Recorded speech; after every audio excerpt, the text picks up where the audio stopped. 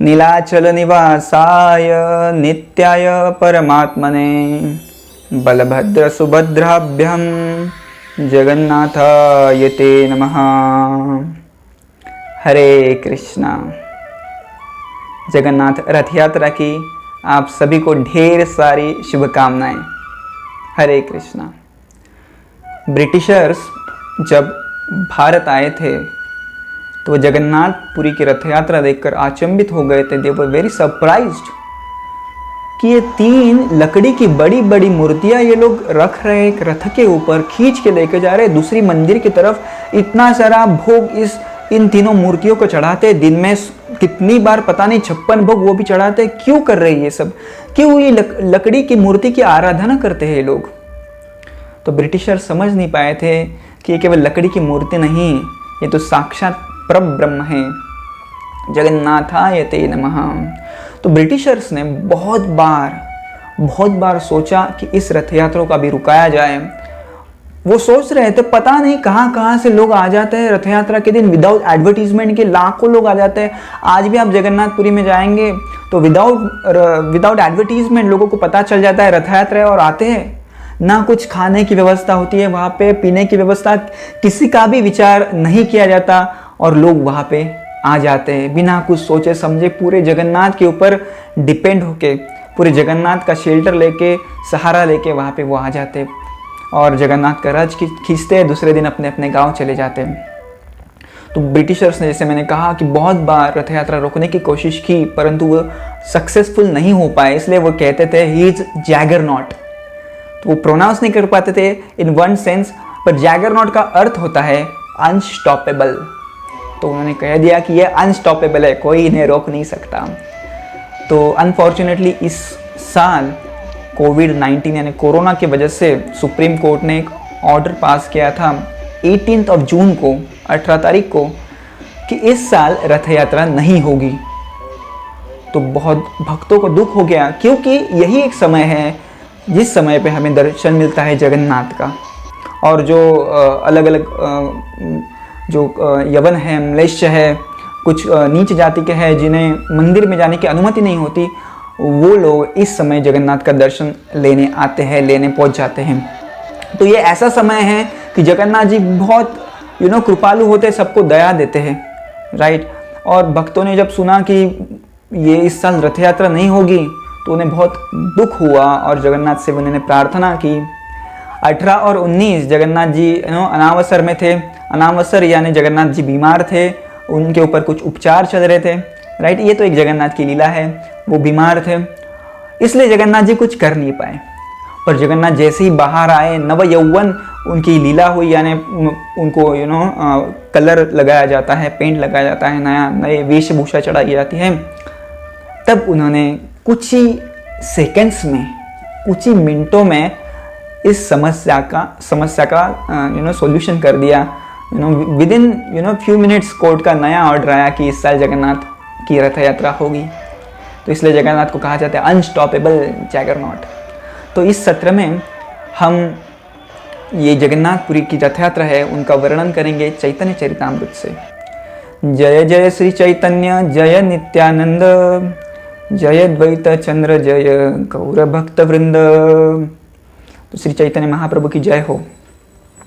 श्री चैतन्य महाप्रभु ने जब संन्यास लिया तो उनकी माँ के जब माँ ने रिक्वेस्ट किया कि आप, विनती की कि आप पास में रहिए, बंगाल के पास में रहिए, यानी मुझे भी कुछ आपका सहारा होगा, तो उनकी माँ की विनती उन्होंने स्वीकार की और जगन्नाथपुरी में आ गए।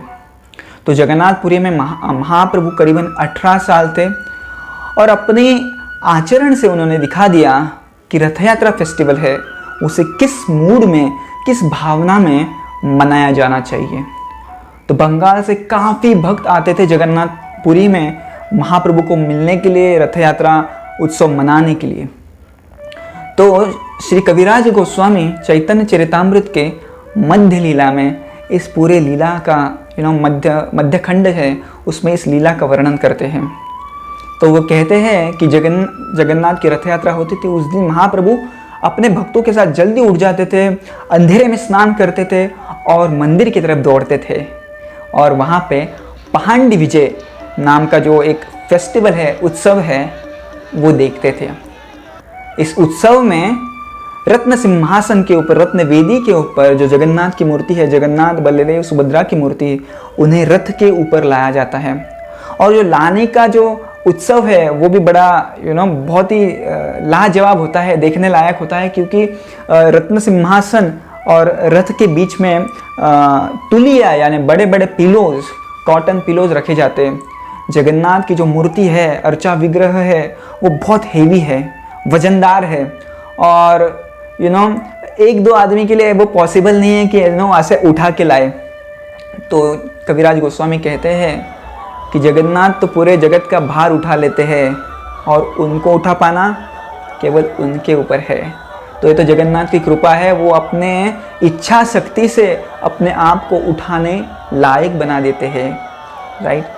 तो जो बड़े बड़े मोटे से पांडा होते हैं, पहलवान पांडा होते हैं, वो भगवान को उठाते हैं, एक पिलो से दूसरे पिलो के ऊपर वो ढकेलते ढकेलते धीरे धीरे धीरे धीरे लाते हैं और रथ के ऊपर बिठा देते हैं। और ये जो फेस्टिवल है पर्टिकुलर पहाड़ी विजय इतना देखने लायक होता है, लाजवाब होता है। भगवान ऐसे हिलते रहते हैं, आगे पीछे कंटिन्यूसली होते रहते हैं। ऐसे लगता है कोई मध्य धुंध आदमी जिन्होंने बहुत सारी मदिरा पी है, ऐसा कोई व्यक्ति आगे पीछे हो रहा है। और एक्चुअली ऐसे कहा जाता है कि भगवान ने प्रेम का पान किया है और इसलिए उस प्रेम के पान में वो धुंध हो गए हैं और उन्हें चलना भी मुश्किल हो रहा है।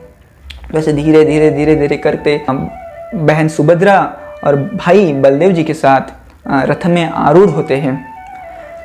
और जब महाप्रभु ने देखा कि भगवान रथ के ऊपर आरूढ़ हो गए तो वो जोर जोर से चिल्लाने लग गए, मणिमा मणिमा मणिमा। तो मणिमा का अर्थ होता है कोई ऑनरेबल पर्सन, कोई बड़ा व्यक्ति। तो उड़िया में मणिमा मतलब लाइक सर। तो ऐसे चिल्लाने लग गए, मणिमा मणिमा। और महाप्रभु ने देखा कि ये जो प्रताप रुद्र राजा है, गजपति है, वो पूरे उड़ीसा का राजा है। उसने क्या किया, हाथ में एक झाड़ू लिया और जगन्नाथ के सामने झाड़ू मारने लग गया। इतना ही नहीं, उसने पानी लाया, पानी में चंदन डाला और चंदन मिश्रित पानी का सड़ा सम्मार्जन किया, रास्ते के ऊपर उसने पानी छिड़काया। तो ये जो काम है झाड़ू मारने का, कोई राजा नहीं करता, पर इस समय राजा ने किया और महाप्रभु को इससे बहुत सारी प्रसन्नता हुई। महाप्रभु ने एक बार अपने भक्तों के सामने कहा था कि मुझे प्रताप रुद्र राय से मिलने में कोई इंटरेस्ट नहीं है, मुझे मिलना नहीं है उनके साथ।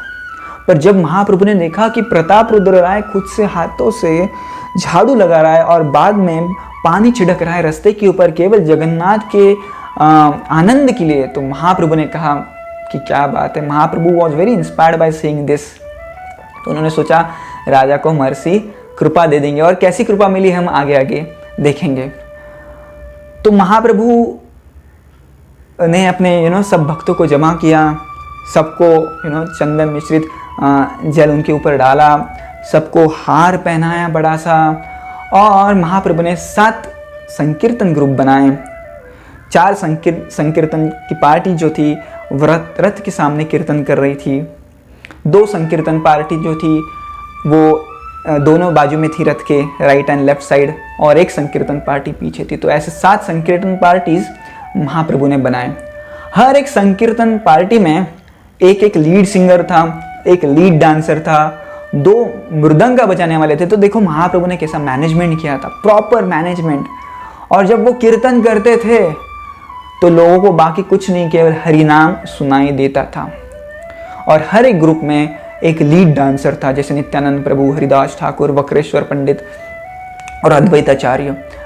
इस प्रकार से बड़े बड़े लीड डांसर थे और अपने नृत्य से सब जो लीड डांसर थे सबको इंस्पायर कर रहे थे नाचने के लिए। और महाप्रभु भी अपने नृत्य से सबको इंस्पायर कर रहे थे। हालांकि वो हर एक को उठा उठा के नचा रहे थे। वो खुद बड़े बड़े he was jumping up and down और सबको नचा रहे थे महाप्रभु।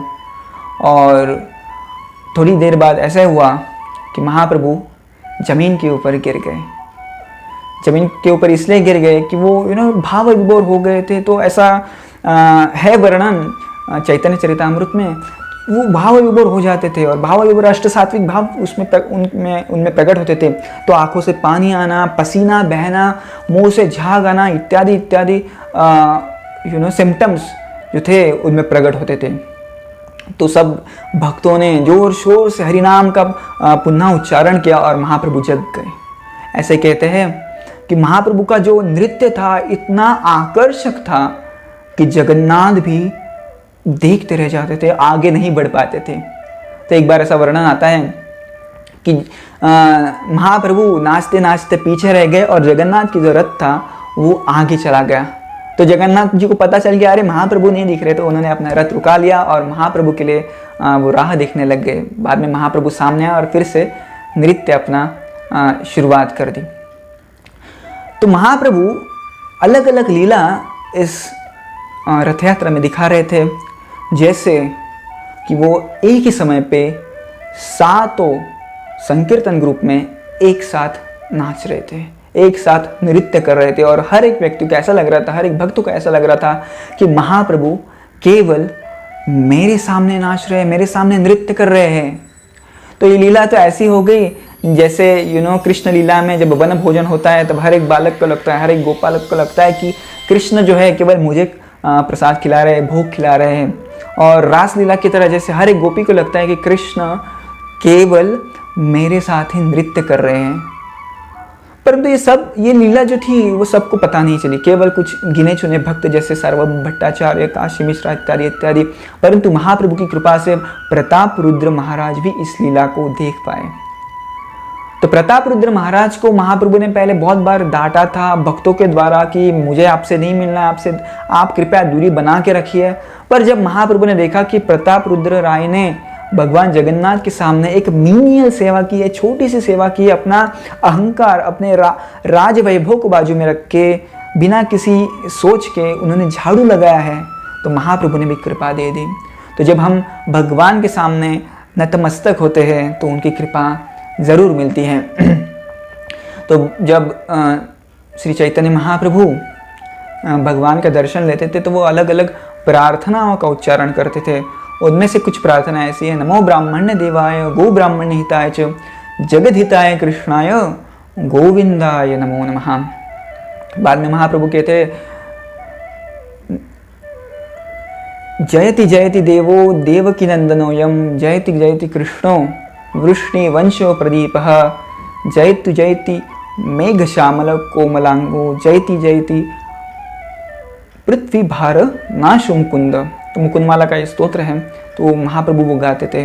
अपार्ट फ्रॉम दैट वो बहुत सारे श्रीमद् भागवतम के श्लोक गाते थे और एक श्लोक तो उनका फेवरेट था जहाँ पे वो कहते हैं नाहम वर्णी नच नरपति ऐसे ऐसे, और बाद में कहते हैं गोपीर भरतुर पद कमलयोर दास दास दासानुदास। तो महाप्रभु इनडायरेक्टली बता रहे कि मैं कोई बड़ा व्यक्ति नहीं हूँ, मैं तो केवल एक ही हूँ, गोपीर भरतुर पद कमलयोर दास दास दासानुदास, मैं केवल गोपियों का दास हूँ।